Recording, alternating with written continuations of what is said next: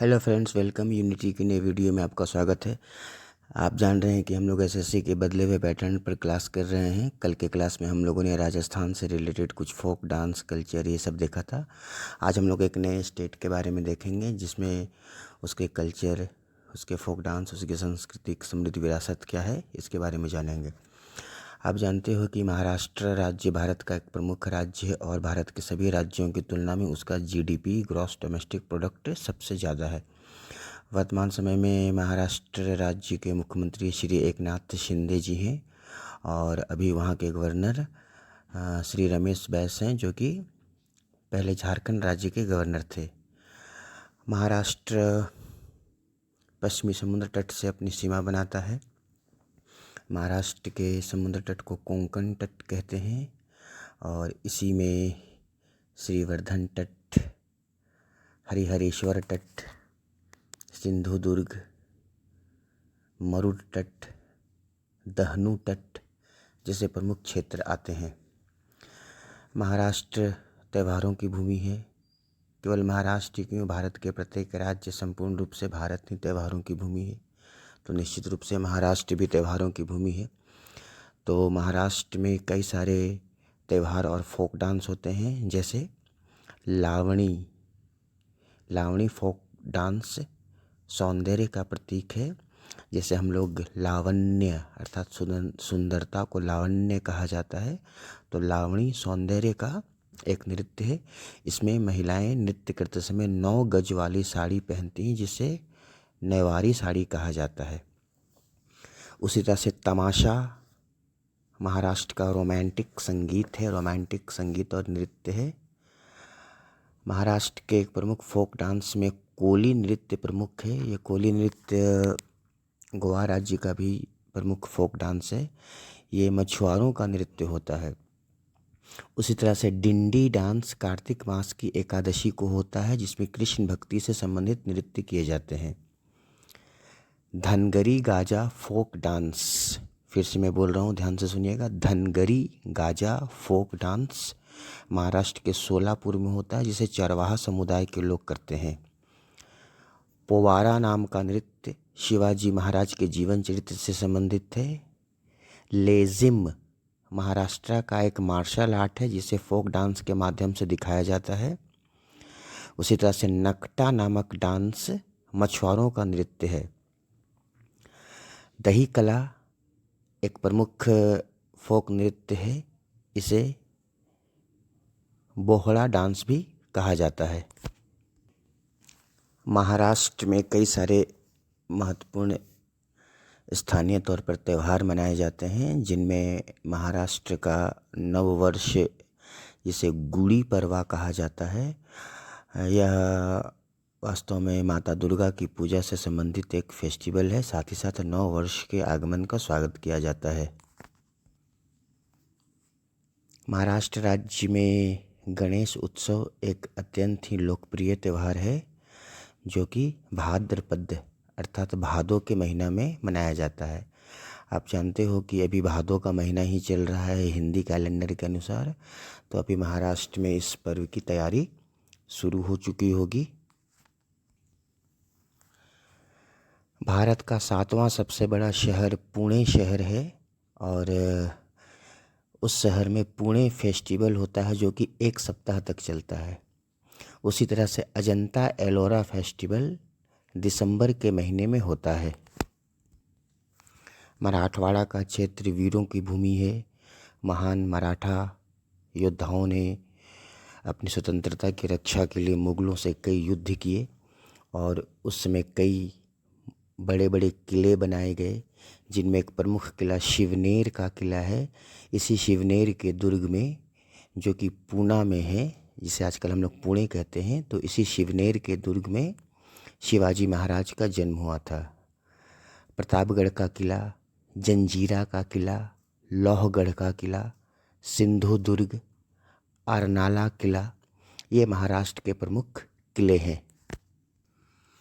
महाराष्ट्र के प्रमुख धार्मिक स्थलों से भी आपको एसएससी के एग्जामिनेशन में कई सारे क्वेश्चन पूछे जाते हैं कि ये पर्टिकुलर मंदिर या मस्जिद या किसी भी धर्म से संबंधित जो महत्वपूर्ण स्थान है वो किस जगह पर है।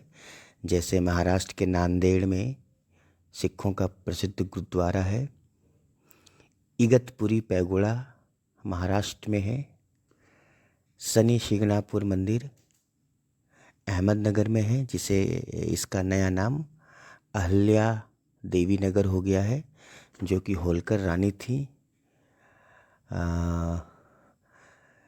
महाराष्ट्र में हिंदू धर्म से संबंधित त्र्यंबकम ज्योतिर्लिंग का मंदिर नासिक डिस्ट्रिक्ट में है।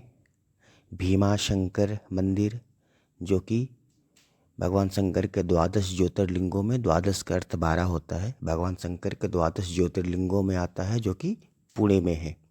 उसी तरह से घृष्णेश्वर ज्योतिर्लिंग संभाजी नगर में है। तो महाराष्ट्र में कुल 3 ज्योतिर्लिंग हैं।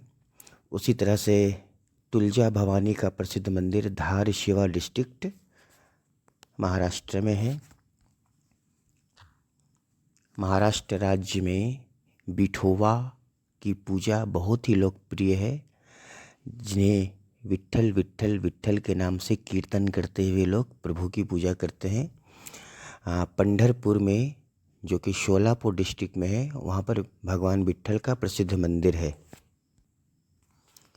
महाराष्ट्र में बीबी का मकबरा, जिसे राबिया दौरानी का मकबरा कहा जाता है, वे मुग़ल सम्राट औरंगज़ेब की बेगम थी, पत्नी थी। और इस मकबरे को दूसरा ताजमहल कहा जाता है, जो कि औरंगाबाद में है, जिसका अभी नया नाम संभाजी नगर डिस्ट्रिक्ट है। उसी तरह से खुलदाबाद में औरंगज़ेब की मज़ार है। बम्बई, जो भारत की फाइनेंशियल कैपिटल है, वहाँ पर हाजी अली की दरगाह है। और वोहरा मस्जिद महाराष्ट्र का एक जोग्राफ़ी है, जिसे हम विदर्भ कहते हैं। विदर्भ क्षेत्र का सबसे बड़ा नगर नागपुर है, तो वोहरा मस्जिद नागपुर में है। हम लोग अपने इंडियन हिस्ट्री वाले टॉपिक में छोटे छोटे सब्जेक्ट को देख रहे हैं कि किस तरह से मॉडर्न इंडिया के टॉपिक को आपको पढ़ना चाहिए। बहुत ही छोटा, नॉमिनल और साधारण जानकारी। बड़े नोट्स में पढ़िएगा, मुसीबत आपको होगी। तो हमने पढ़ा था कि 1929 ईस्वी में कांग्रेस का लाहौर अधिवेशन हुआ, जिसके अध्यक्ष पंडित जवाहरलाल नेहरू जी थे। और भारतीयों ने अपना पहला स्वतंत्रता दिवस 26 जनवरी 1930 को मनाया। 1930 ईस्वी में ही सविनय अवज्ञा आंदोलन प्रारंभ हुआ, जिसे हम लोग नमक सत्याग्रह के नाम से जानते हैं। आप यहाँ पर ध्यान में रखना कि यह भारत का पहला आंदोलन है जिसका उद्देश्य पूर्ण स्वतंत्रता थी। इसके पहले के आंदोलनों का लक्ष्य पूर्ण स्वतंत्रता नहीं होता था। और यहाँ पर पूर्ण स्वराज्य का अर्थ यह निकल करके आया कि अब हमको पूरी तरह से स्वतंत्र होना होगा और अंग्रेज़ों को यहाँ से बाहर जाना होगा। तो सविनय अवज्ञा आंदोलन के दौरान दांडी यात्रा हुई थी। इसके बारे में आप जानते होंगे। दांडी यात्रा की तिथि, दांडी यात्रा कितने मील हुई थी, ये सब आपको हमेशा याद रखना चाहिए, क्योंकि एग्जामिनेशन में हमेशा क्वेश्चन पूछ देता है एग्जामिनर। अच्छा, अब दांडी यात्रा एक महत्वपूर्ण आंदोलन था और भारत के प्रख्यात चित्रकार श्री नंदलाल बोस ने दांडी यात्रा के समय महात्मा गांधी का चित्र बनाया था। आप यहाँ एक चीज़ ध्यान में रखना कि जब भी आप कभी भारत का संविधान पुस्तक खोलोगे या आपने कभी प्रस्तावना पढ़ा होगा, तो उसमें आपने देखा होगा कि जो कुछ लिखा हुआ है उसके चारों ओर कुछ डिज़ाइन बना हुआ है, कुछ पेंटिंग सी की गई है, तो उसे नंदलाल बोस ने ही बनाया था। संविधान के प्रत्येक पृष्ठ में आपको इस तरह के चित्र मिलेंगे। तो दांडी यात्रा के पश्चात अंग्रेज भी समझ गई, ब्रिटिश सरकार भी समझ गई कि भारत को बहुत दिनों तक अपने नियंत्रण में रखना अब संभव नहीं है। गांधी इरविन समझौता 1931 ईस्वी में हुआ और कांग्रेस ने द्वितीय गोलमेज सम्मेलन में भाग लेना स्वीकार कर लिया। यहाँ पर आप लोगों ने राउंड टेबल कॉन्फ्रेंस ज़रूर पढ़ा होगा। राउंड टेबल कॉन्फ्रेंस करने का सुझाव साइमन कमीशन ने ब्रिटिश प्रधानमंत्री रैमजे मैकडोनाल्ड को दिया था। तो 3 गोलमेज सम्मेलन आयोजित किए गए, जिनमें दूसरे गोलमेज सम्मेलन में कांग्रेस पार्टी ने महात्मा गांधी को अपना प्रतिनिधि बना करके भेजा था।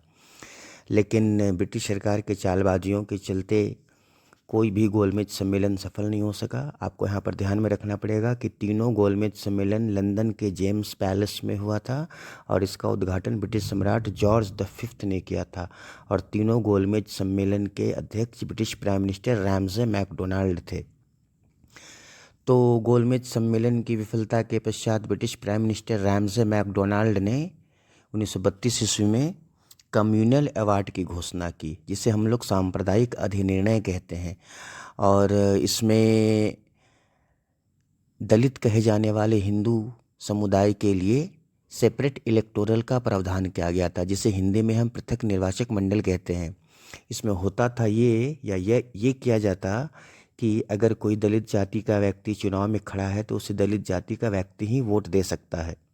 ये हिंदू समाज में विभाजन की एक बहुत बड़ी कूटनीति थी। इसके विरोध में महात्मा गांधी ने पूना में उपवास किया, पूना में आमरण अनशन प्रारंभ किया। हालांकि डॉक्टर अंबेडकर सेपरेट इलेक्टोरल के पक्ष में थे, लेकिन वो ये भी जानते थे कि महात्मा गांधी का जीवन है वो कितना वैल्यूएबल है, महात्मा गांधी भारतीय राजनीति के लिए कितने महत्वपूर्ण हैं। इसी कारण उन्होंने महात्मा गांधी से 1932 ईस्वी में पूना पैक्ट किया, पूना समझौता किया और सेपरेट इलेक्टोरल की मांग छोड़ दी।